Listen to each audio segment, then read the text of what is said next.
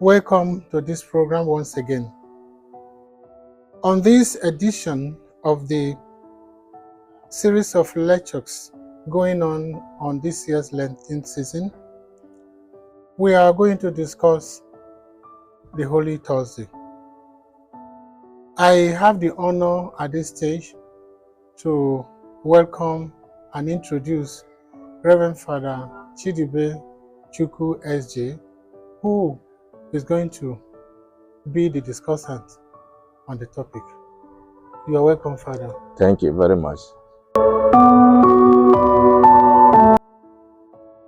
Without wasting time, in a very short term, what is Holy Thursday?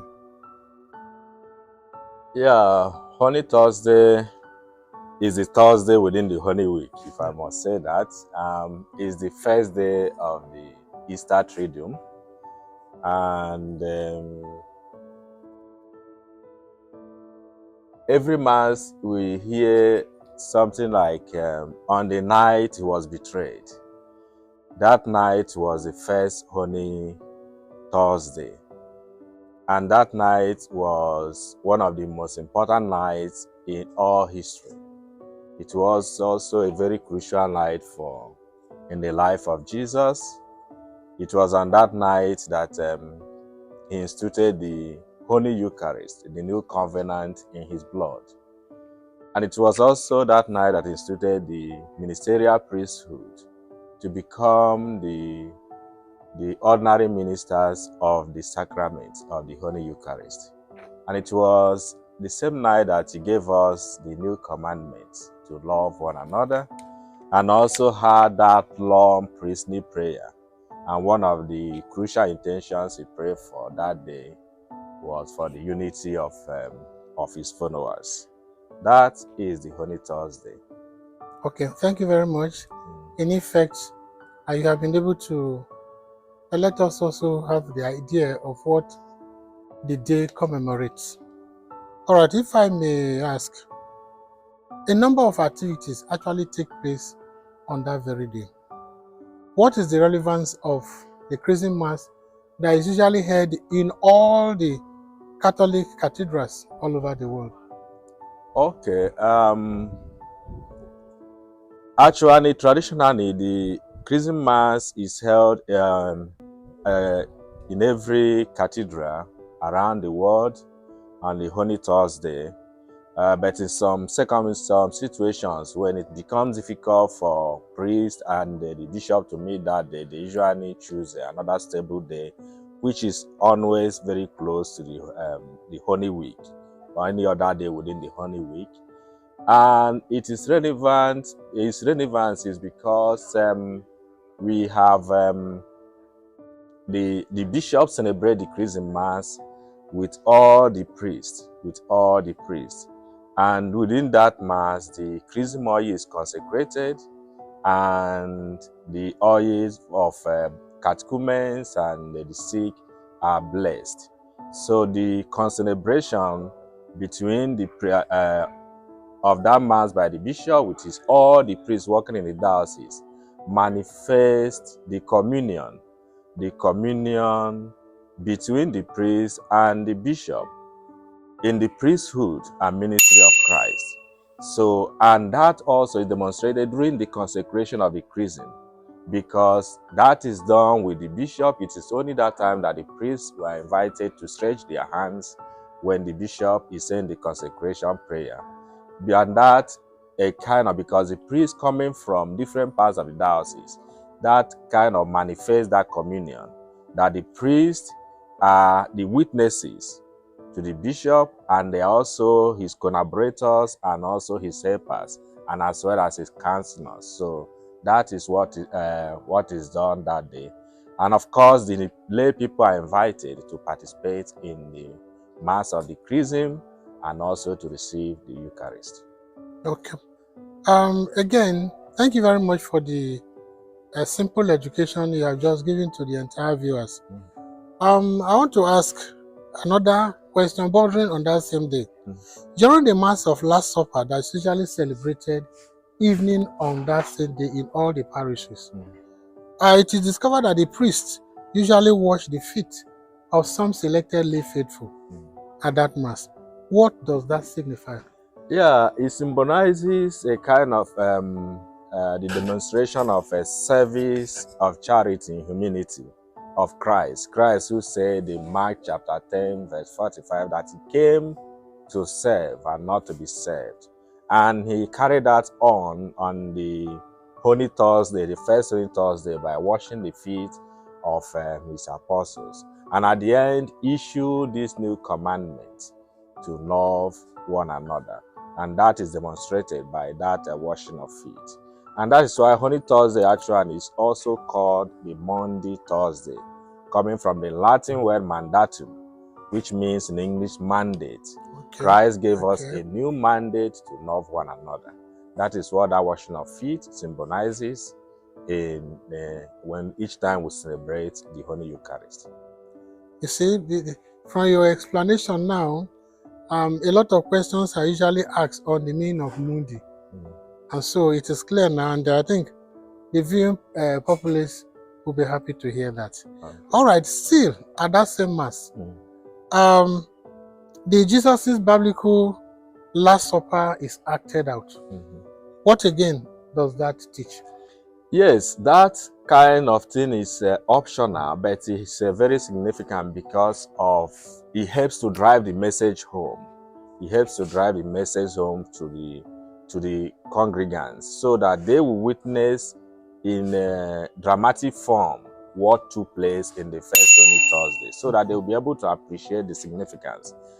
Through that, as people watch, they are drawn to appreciate the fact that it was that night that Jesus was betrayed. It was at that night that he was arrested to be tried and crucified the following day, the next day, Holy Eucharist. So, and also people will see that aspect of service and humility demonstrated by the washing of feet, and also the institution of the Eucharist itself, the institution of the Eucharist, where Jesus gave us bread and wine to signify his true presence, the true presence of his body and blood. And that way, people are drawn to participate in the suffering experience of Christ, and also to unite themselves in that new covenant that he established between him and his followers.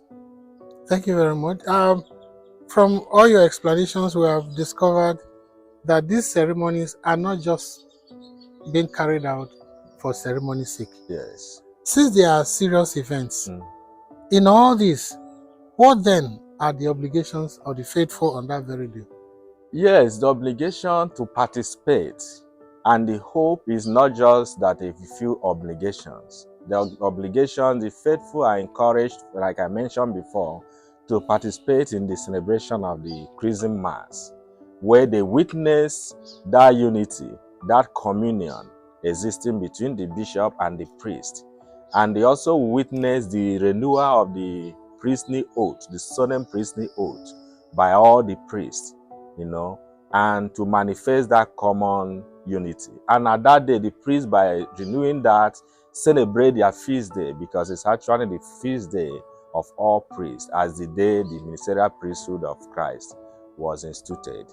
And so they participate to be able to be drawn into the mystery of of Christ's life, especially his passion and death for our own salvation. And they also encouraged to participate in the Mass of the Last Supper that takes place in the evening in every parish within the diocese. Of course, every parish across the world, to participate and to meditate on what is going on. It's not just only to participate.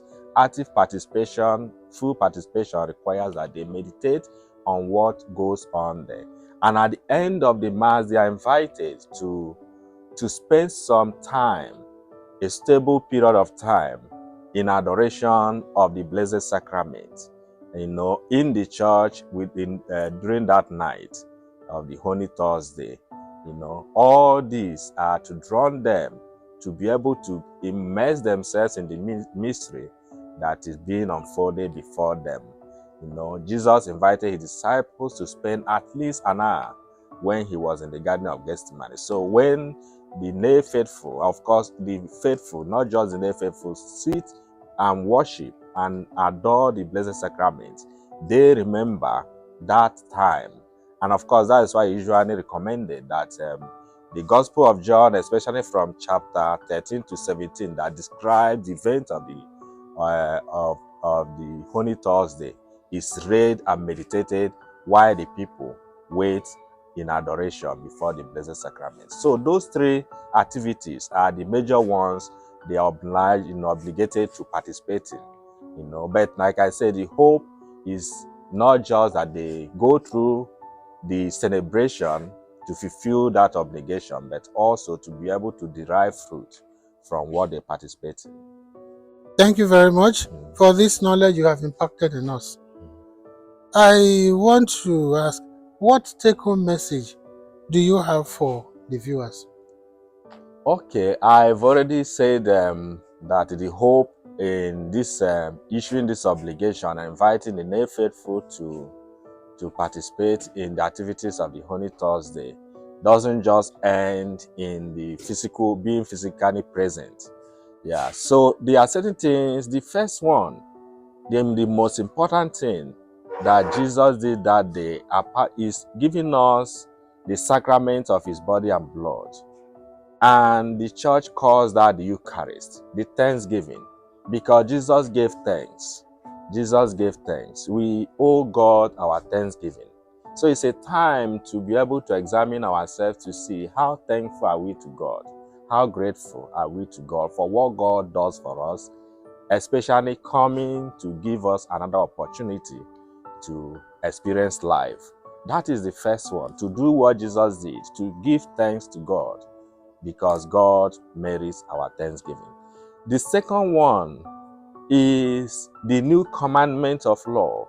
Our world really needs love at this time, and that is the concrete ways to live out what we celebrate, to go out there actually to love in truth and in deed, not just to say it, to be able to share this love, to make it simple, to make it concrete in how we relate with others. That will be a good sign that we actually participated in the ceremony and derived fruit.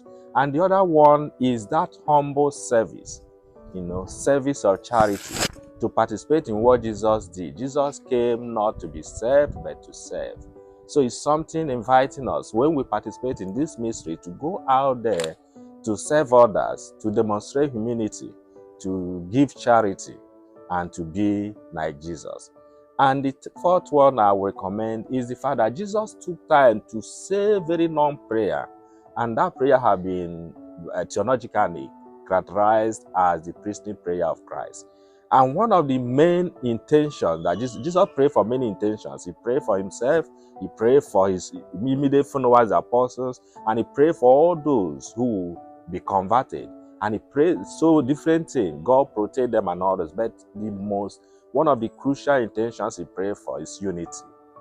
Unity. And our world is terribly divided, beginning from even at our parish level, in our communities, and sometimes in the families and other things. In our places of work, people are at each other's throat. So it might be something that we go out to try to live out, to allow that intention that Jesus prayed for to become a reality in our lives, to go to practice unity. And in this way, looking at those the 4 things that Jesus did, the institution of the Holy Eucharist, the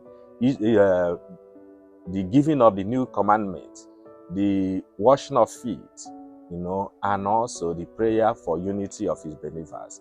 Let's see how we can make those things to become part of our lives. And if we do that, that will bring the celebration, make it real in our life. It will not just be participating in a mere ritual, but those rituals become alive and become part of our lives. Thank you very much, Father. Thank you very much. And viewers, you have heard a lot. You have heard the messages. Again, thank you, viewers, for always watching, because without you, there will be no need for this program. And I want to say, until next time we meet again, thank you, and God bless you.